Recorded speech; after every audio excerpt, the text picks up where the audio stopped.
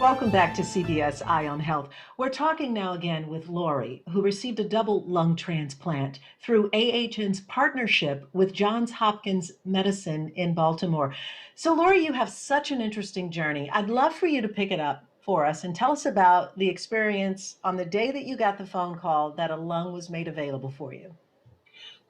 They took me over to the hospital by ambulance, and then from my local hospital, they life flighted me down to John Hopkins because you only have a little time limit that you have to get there.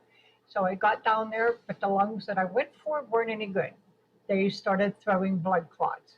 So, but they admitted me, they had me stay because the transplant doctor had more coming in, and he was hoping that one of them would work. Well, we went through three OR times and three denials, and a fourth lungs I finally got. Wow, so you made good on that long helicopter ride over there. Ended up with a fourth lung after four tries. So, what was the experience like in terms of the surgery? How long were you in surgery I and was at in the hospital? surgery for about 10 hours. What I do know is that you were making some history over there as it relates to your progress after surgery. Tell us about that. Okay, I superseded everything that I should have. All my numbers from my stats were really, really high. I got out of ICU a day early. I got out of the hospital 2 days early, and I came home back to Pittsburgh a month early. And I set the bar really high. And I told everybody that us Pittsburgh women are going to kick butt. Yeah, you did say that earlier, and it sounds to me like you definitely were kicking some butt here. So, also, I understand that for the first time, you didn't necessarily need oxygen. In fact, you haven't even been on oxygen since the transplant.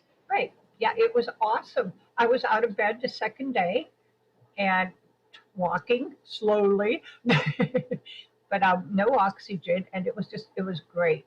But it felt weird. I kept like wanting to reach and find my oxygen tank out of habit. But it was great to walk down the hall and to walk in. It would go to the bathroom, even the simplest things like moving from the bed to the chair without having to grab an oxygen tank. Wow, that had to feel like such freedom for you. Yes. And I didn't have that in my ear from the oxygen. Yeah. Yeah. But you couldn't go home immediately, correct? And so there was a bit of time that you still need to recover there as an outpatient. Yes. Yeah. You have to remain in the area since I didn't live there. I had to remain in the area it was supposed to be for 3 months to make sure that everything is going well, constantly get my blood checked, chest x rays, bronchoscopies, all kinds of testing for my safety. Of course, but you still made great progress and you came home a month early? Yes, I did. What was it like to get back to home after a while? It was awesome. And it was so nice to sleep in my own bed, to be able to see my husband and my animals, talk to my grandchildren through the window because between COVID and me, I can't see them right now. And I haven't been able to really check out the lungs because of that. But I'm going to really get on it in the summertime. Yeah, it sounds to me like you're really creating a new normal, and your life sounds like it's really starting to take bloom after all of these years of obviously having the oxygen tanks. What else are you really looking forward to doing as part of now having these new lungs? Um, Mostly the grandchildren to be able to run around and chase them, and play with them, and enjoy them. Actually, cleaning my own house. Nobody wants to do that, but I actually want to.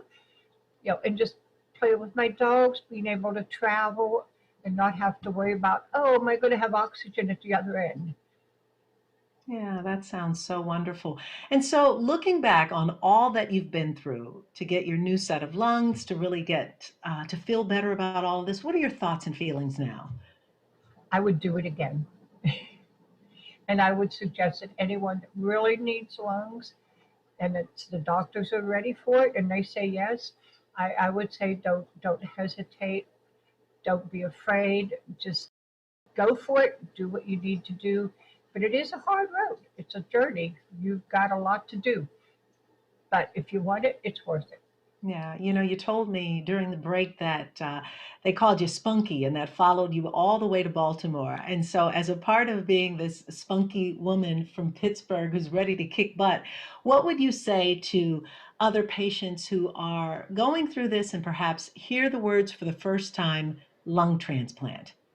Uh, Take a deep breath, let it sink in for a while, and then give it your all and decide what you want to do. So Great. And one final question for you. Obviously, this was made possible because of all of the doctors involved, but certainly the organ donor. And if you had something to share with that person's family, what would you have to say? I would tell them, thank you for giving me a new life. I'm sorry that they lost their person, but thank you for what they did for me. Wow. And thank you so much for what you're doing for so many other people, Lori. And thank you for being a part of our program today and sharing your story. Thank you. I would love to mentor anyone that needs mentor. Oh.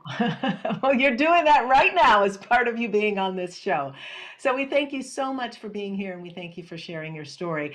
And that is going to do it for us. Thank you so much for watching this virtual edition of CBS Eye on Health.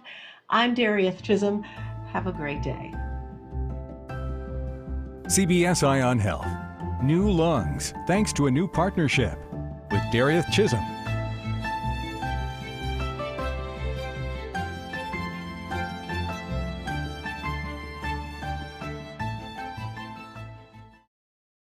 The preceding program was sponsored by Allegheny Health Network.